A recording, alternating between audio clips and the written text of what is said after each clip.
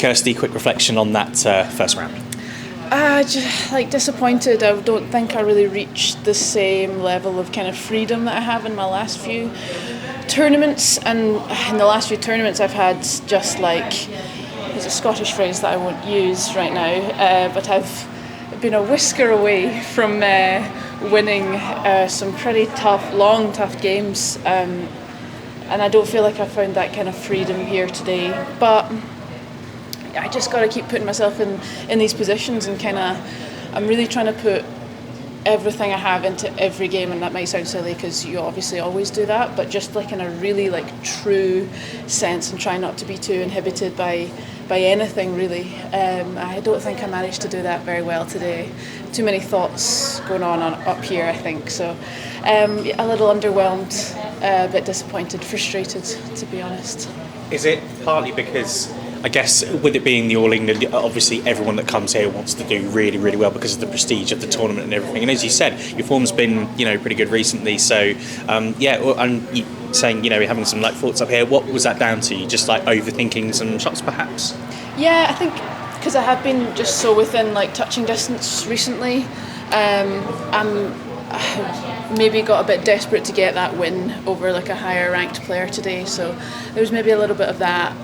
We're coming to the end of Olympic qualifying, everyone's trying to squeeze every last point out of this, and yeah, just it's a funny old time of the season. Things, I think we could see some surprising results as kind of underdogs make last pushes and the top ones get a bit nervous, so unfortunately plump away. I don't think she actually played her best today, and I wish I could have gotten on top of that more. But I think everyone's just got that little desperation to them right now. You kind of touched on it there. It's obviously such a massive year for everybody with Paris and stuff on the horizon. In terms of where your game and stuff is at the moment, and future tournaments and everything coming up, how do you feel from an overall perspective? I know today was obviously a bit of a tough one, but where do you feel you're at overall? I think despite these kind of close losses that I've had, it's so cheesy, but just the process and the journey of it is I can feel myself improving, and I desperately want the results to reflect that. But as long as I and my coaches and the staff around me know that, and we're on the right track, we're doing all the right things, and I've been at this game a long time, so a big thing I'm trying to do with a lot of chats with my psychologist is just to fully trust myself and not kind of question, am I doing the right things, am I not doing the right things?